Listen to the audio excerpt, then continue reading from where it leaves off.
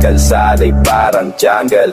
Diskarte ang pupunan, pero sistema'y tila gutom sa kabuhayan. Timer ang tinanggal, ikaw ang trapiko, tapos kami pa ang sabihan na kami raw ang barumbado.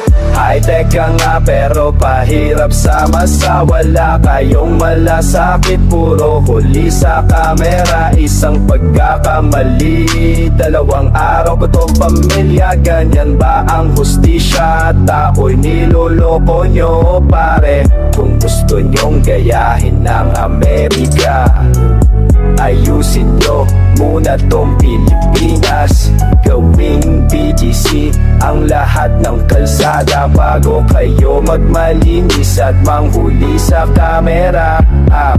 Hindi kami kontra sa kaayusan, pero wag nyong gabing negosyo ang